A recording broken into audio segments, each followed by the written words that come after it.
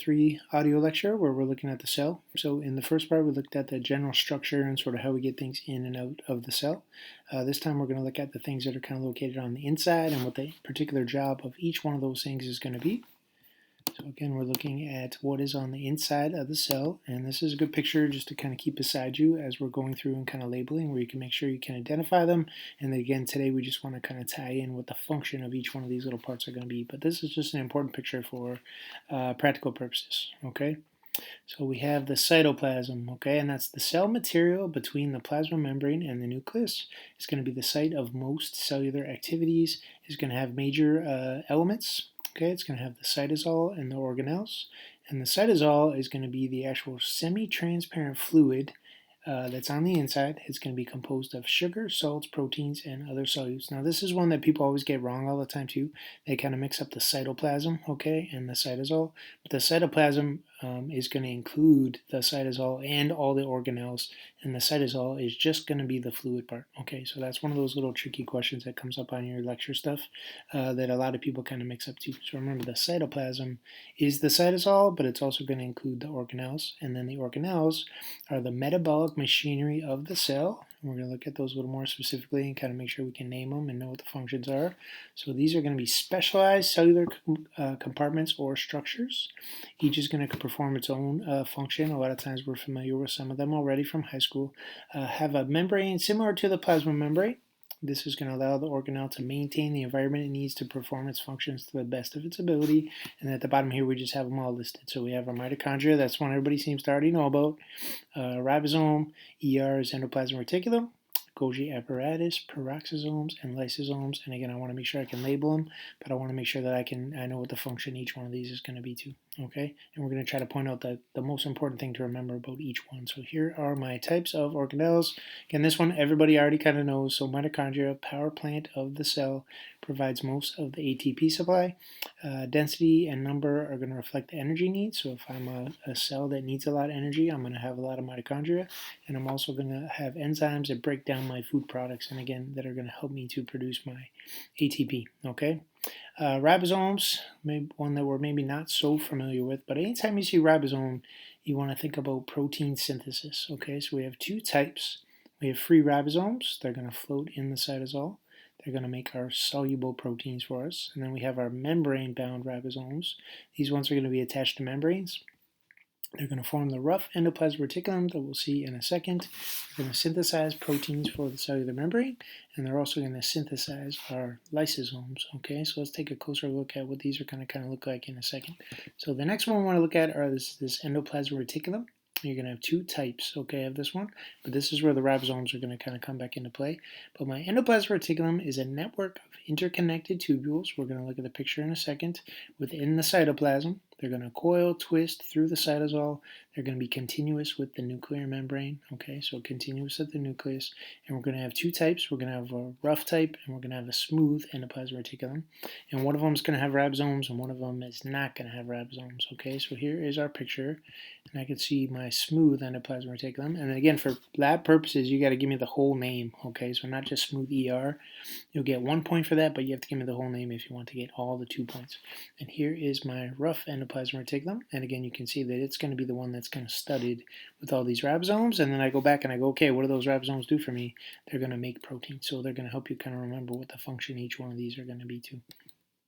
So rough endoplasmic reticulum, protein synthesis, studded with ribosomes, good multiple choice question, manufactures all the proteins secreted from the cell.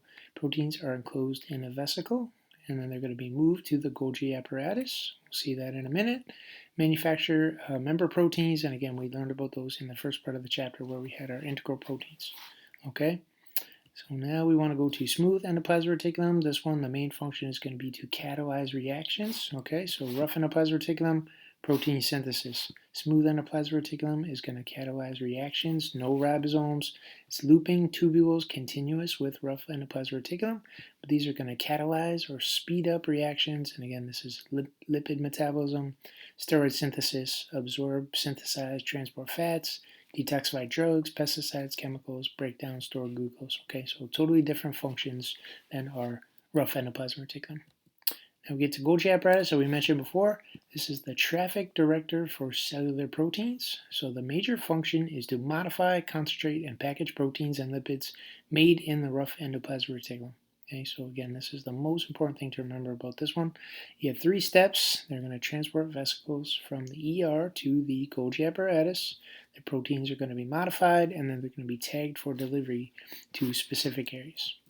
And here's a picture of our Golgi apparatus, and you can see where we're sort of putting these vesicles in here, and they're going to move their way through, and then they're going to come out, and again, they're going to move kind of towards that cellular membrane, which we'll see in this picture here. Okay, so I can see my rough endoplasmic reticulum.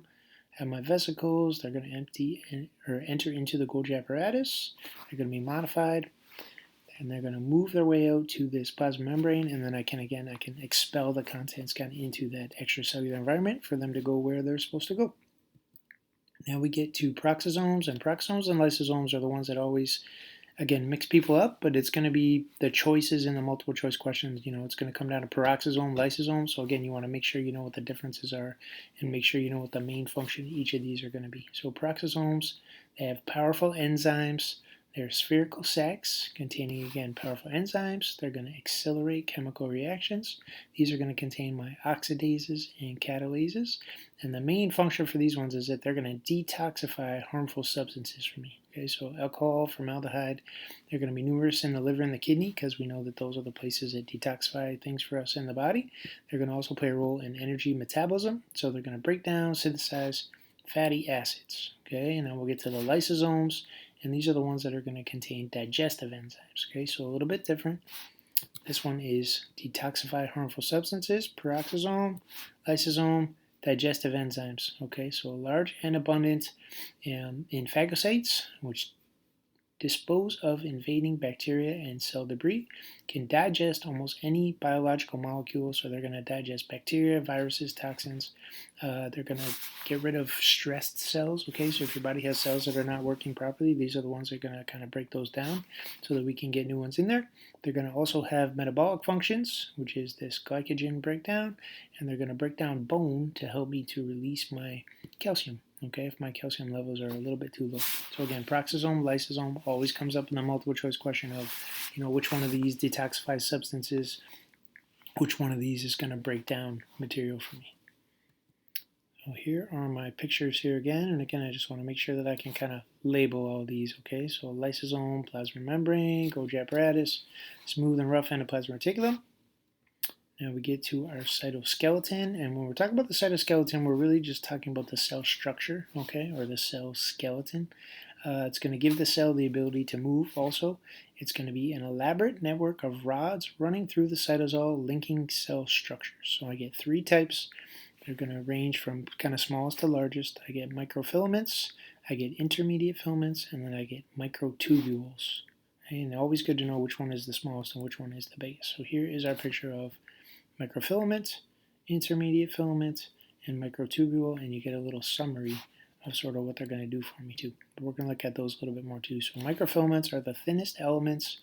They're a cross-linked network that strengthens the cell surface, and then this is their main function. They're going to be the ones that help me to resist cell compression, and they're going to aid in cellular movement and the shape changes that take place in the cell too. Okay, but main function is to resist cell compression.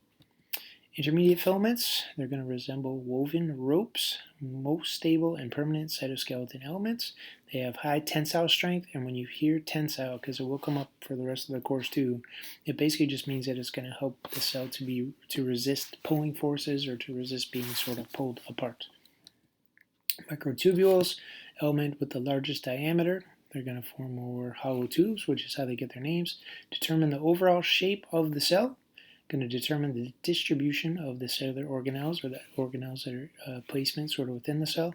They're going to attach to the mitochondria, lysosome, etc. And then we get our cilia, our flagella, and our microvilli, and these are going to be extensions off the cell, so cellular extensions. Cilia get their name from because they look kind of like eyelashes, but they're whip-like motile cellular extensions. They're going to occur in large number on the cell surface. We'll see a picture here in a minute too.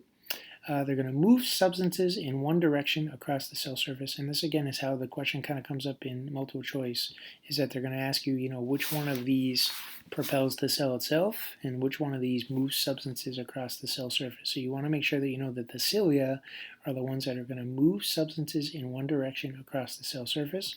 My flagella are my longer projections. These are going to be the ones that are going to propel the cell itself, and these are the tail of sperm cells.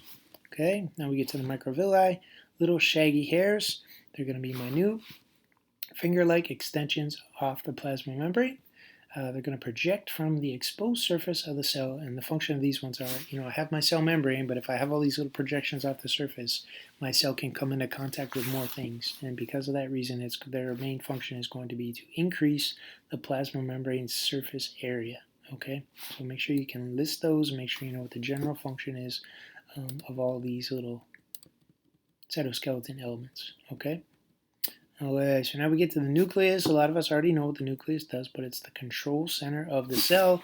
The genetic library is going to be contained in there, so it contains instructions needed to build nearly all the body's proteins.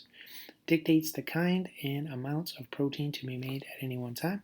Can respond to signals acting on the cell, so it can respond to what's going on around it. Has 3 recognizable regions. You have the nuclear membrane, the nucleoli, and the chromatin. And again, we want to just make sure that we can sort of find those and kind of label those. Okay, on the diagram. The last thing we have for this part of our chapter 3 is going to be aging, and kind of your chapter always ends off with sort of what kind of happens and how our body kind of does things more poorly as we get a little bit older, but it kind of lists all the things we're bad at as we get older. So aging, as pertaining to the cell, is a progressive alteration of the body's homeostatic adaptive responses. So we're just not as good at sort of maintaining homeostasis, okay? Produces observable changes in structure and function. We all know that as we get a little bit older. And then this is kind of the bad part, but we have this increased vulnerability to environmental stress and disease. So we have a hard time sort of fighting these things off, and they take a bigger toll on us. And then cell-wise, the cells are going to divide less often. Okay, and we're going to produce less new cells. So it's one of those things where, if you're ever kind of guessing at kind of what happens in all the chapters as you go older, if you think about all the functions, we just kind of do all of those functions a little bit worse. Thankfully, you guys are a little bit too young to have to start worrying about that. Okay, so that's the end of our chapter 3. And then in chapter 4, we're going to move on to the tissues, and then we'll start looking at the skin, the hair, and the nails in chapter 5.